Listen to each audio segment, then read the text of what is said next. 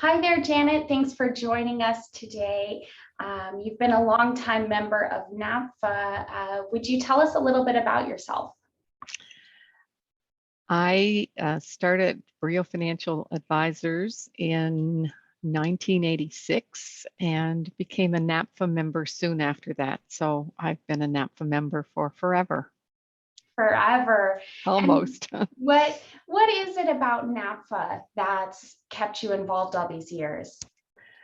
Well, I think what comes to mind first certainly is the friendships. That friendships have lasted all those years. There's people that I have built friendships with that started in the late 80s and continue to be really, really good friends. Not only friendships, but it was, especially at the beginning, we were supporting each other. Most of us didn't know whether fee only planning would work. Was it just a concept that was something that we thought was the right thing to do, but we didn't know whether we were going to be successful or not. So we were supporting each other emotionally. And,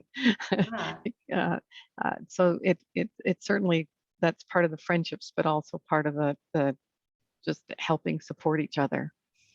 Starting your firm in the 80s, in a lot of ways, you're a pioneer of the fee only space. So tell me a little bit about how you came to this idea. What made you want to start a fee only practice? Well, I think that's a great question because I thought it was my original idea.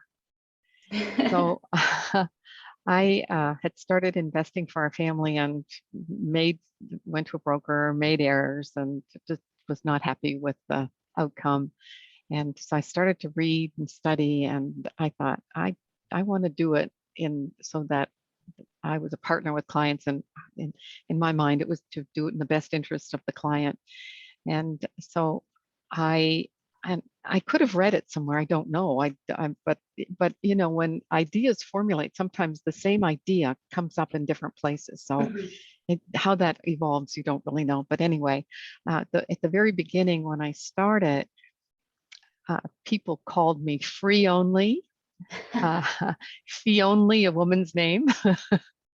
So it was the word fee only. People just really didn't understand. So I do presentations and people would introduce me and I'd just get a chuckle because it was always something because people didn't understand what it was at all. But I never did it any other way. I never did planning other than as a fee only advisor. Were there any obstacles that you faced in this space because you're a woman? And maybe dovetailing off of that, what advice would you give to a young woman who's joining the NAPFA group today? I don't think about things in terms of, whether I'm a woman and the obstacles. I think the obstacles were more just we were starting a new profession, a new way of doing business, and we were, financial planning was just so new because it was really based on planning as opposed to selling a product. And so I think as I think about it, I think of it more as a time when you were just struggling to do a great job for clients, and NAPFA helped in so many ways because there were so many people there that were in the same place, but had expertise in different areas. And so somebody was great at, I remember one of the big issues, which, is so normal for everybody now, but required minimum distributions and those kinds of things. We'd sit around and we'd talk about it and what's the optimum thing to do, and or estate planning or whatever. And we'd have roundtables, and, we had the opportunity to learn and to grow and to evolve as a result of that. So NAPFA was really like a big, it was like a big team that's like a business together or a team together where we all kind of got together and learned a lot, came back to our offices, implemented it. So again, that's why I don't think of obstacles as a woman. I'm sure there were, but that's not what I focused. That's not what I thought about at all. I think just helping people understand what we were trying to do and how different it was more of an obstacle.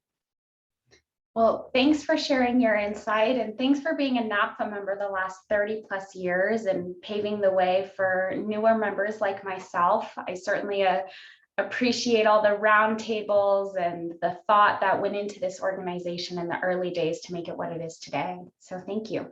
Oh, it's absolutely been a wonderful journey for me. So, I thank NAPFA, and as we think about some of the things that are some of the advice that I would give, I think about a profession or anything that you do, like a sport. When you first start something, you're just trying to learn the basics. You're trying to be good. You just do a great job every day. It may not be the same job you would do 10 years later or 20 years later, but I played a lot of tennis, and I remember thinking, I just got to keep the ball in the court. And every day I'd get to work and I'd think just a little bit more, a little bit better. And that's how you get started. And I'm sure you have some of those same experiences where you just grow your craft, if you will, Mhm.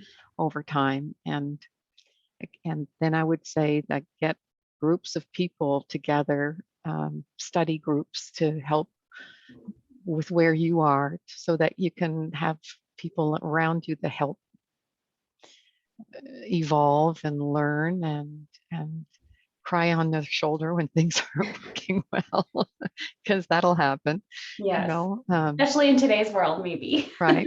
I think that the study group is really one of the big things that I would say. Find people that are similar, and maybe not so similar, but just have Mhm. different ideas that you can learn much quicker from them and help you, whether you're starting on your own or whether you're in a practice with other people. Your goal is always to improve wherever you are, improve the whole system. And but it just helps to have people around. At least for me, it did. Absolutely. Well, thank you, Janet. I appreciate you sharing your time and your story with us today. My pleasure, Alyssa. Nice to talk to you. You too.